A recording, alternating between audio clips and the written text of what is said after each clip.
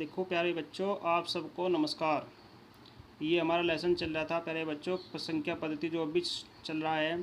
पिछली वीडियो से हम डायरेक्ट अगली वीडियो में पहुंचते हैं, यानी कि जो टॉपिक हम लास्ट में पहुंचते हैं उस टॉपिक को अगली वीडियो से हम शुरू करते हैं। अब हमारा इसी क्रम में प्रश्न नंबर 4 आता है प्यारे बच्चों। 0.999 ये संख्या हमारे पास दी हुई है। 9 का रिपीटेशन बार बार होता है। इस संख्या को हमें P/Q के रूप में लिखना है। देखो अपने उत्तर से आप आश्चर्यचकित हैं नहीं है कैसे। मान लो लेट कर लिया हमने क्या, x इक्वल टू हमारे पास ये नंबर है, x के बराबर हमने इस संख्या को मान लिया। ठीक है प्यारे बच्चों, ये हमारा नंबर एक इक्वेशन हो गया, क्योंकि इसमें 9 का रिपीटेशन बार बार है। देखिए इधर। ठीक है बच्चों, अब आगे आपके हम क्या करते हैं, जैसे हमने पहले आपको बताया था कि अगर हमारे पास एक संख्या का रिपीटेशन है जिसके ऊपर एक बार है तो हम 10 से मल्टीप्लाई करते हैं, 2 बार है तो 100 से मल्टीप्लाई करते हैं। तो उसी क्रम में हमें दोनों और 10 से गुणा करने पर 10 से इधर मल्टीप्लाई करेंगे, ये हो गया 10x। 10 से इधर मल्टीप्लाई करेंगे तो ये पॉइंट आपकी यहाँ आ जाएगी, यानी कि 9.999 हो जाएगा। ये समीकरण नंबर 2 समीकरण नंबर 1 आ गई। समीकरण 2 से समीकरण 1 को घटा दीजिए, जैसे हम पिछले सवालों में करते आ रहे थे। 10x माइनस एक्स बराबर ये संख्या में से इस संख्या को सब्ट्रैक्ट करिए, घटाइए। ये बच गया 9x बराबर 9, x बराबर 9/9, ये कट के ये हमारा 1 आ गया। तो प्यारे बच्चों, हमें क्या आश्चर्य हुआ कि 0.999 का जो रिपीटेशन है बार बार, यानी कि जो संख्या हमारे पास दी हुई है, जब इस संख्या को हम P/Q के रूप में लिखते हैं तो ये 1/1 ही आता है।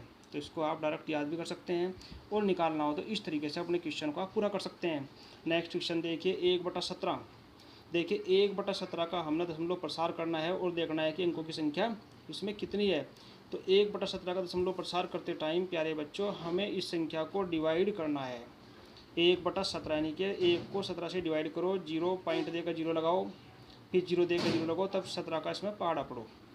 तो 17 का पहाड़ा पढ़ने के बाद हम जब इसको भाग करते हैं, पूरी प्रक्रिया को प्यारे बच्चों आप अपनी कॉपी पर हल करके देखो, भाग करके देखो। भाग करने के बाद फिर आपको पता लगेगा कि इसका शेष बचते बचते लास्ट में हमारा एक ही बचता है।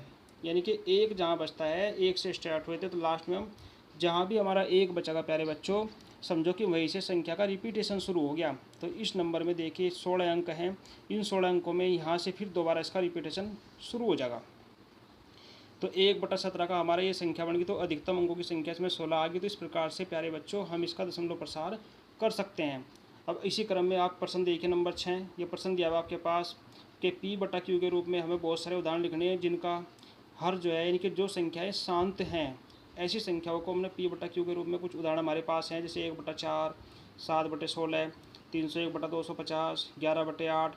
यानी कि इन संख्याओं का हर जो दिया हुआ है प्यारे बच्चों, ध्यान से देखो कि इनके हर के जब हम फैक्टर करते हैं, गुणनखंड करते हैं, तो ये गुणनखंड हमारे 2 या 5 के रूप में आते हैं या दोनों के रूप में आते हैं।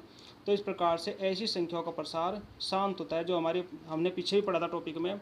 तो आप इन संख्याओं को प्यारे बच्चों बार बार अपनी कॉपी पर निकाल कर देखो, ताकि आप इनका रिविजन सही तरीके से।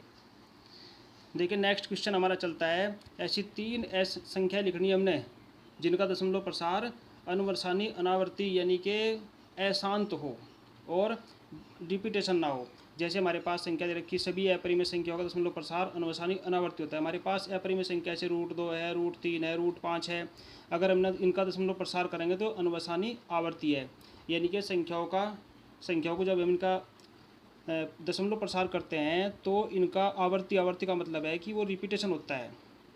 अब जैसे इसके प्रसार में हमारे पास कुछ संख्याएं हैं, सीधे भी हम लिख सकते हैं। जैसे मान लो ये है 0.04, 004, 004, तो ये वही संख्याएं हैं जिनमें रिपीटेशन नहीं होता। तो प्यारे बच्चों ऐसी संख्याओं को हम क्या कहते हैं, अपरिमेय संख्याएं हैं। इनका दशमलव प्रसार जो है वो अशांत है। इसी क्रम में हमारे पास ये बहुत सारी संख्याएँ हैं। आप इन संख्याओं को याद करो, लिख कर देखो और अपने टॉपिक को बार बार पढ़ो, बार बार सुनो। अब देखो ये प्रश्न नंबर, इसी क्रम में प्रश्न नंबर 8 हमारे पास है। परिमेय संख्या 5/7 और 9/11 के बीच अलग अलग अपरिमेय संख्या लिखनी। देखो पीछे हमने पढ़ा था परिमेय संख्या, लेकिन अब लिखते हैं हम अपरिमेय संख्या। थोड़ा सा डिफरेंस होता है प्यारे बच्चों।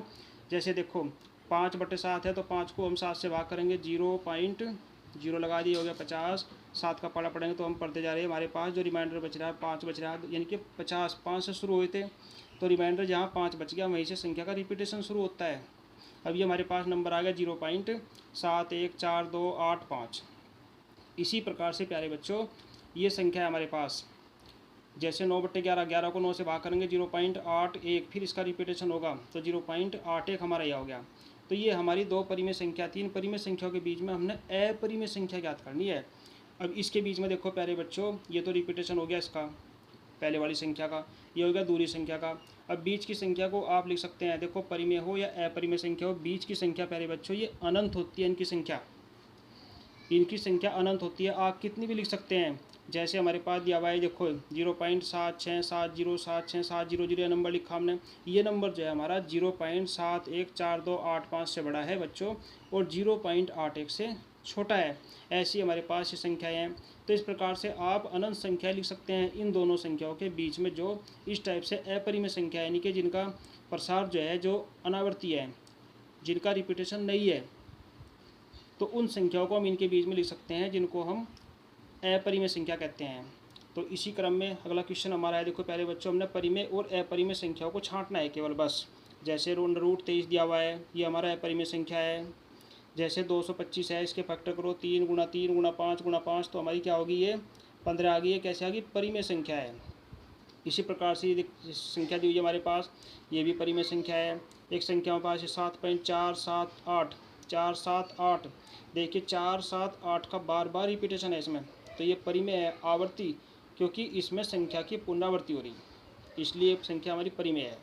अब देखिए 1.010100 ये नंबर हमारे पास दिया हुआ है, ये एक क्या है, एक आवर्ती, परंतु पुनरावृत्ति नहीं है, इसमें संख्या का रिपीटेशन नहीं है, इसलिए संख्या हमारी अपरिमेय संख्या है। तो प्यारे बच्चों, इस तरीके से आप अपनी अभ्यास को ध्यान से पढ़ें और घर जाकर अपनी तैयारी करें। और वीडियो अच्छी लगे तो आप इसको सब्सक्राइब ज़रूर करें और लाइक करें, शेयर करें। धन्यवाद। जय हिंद।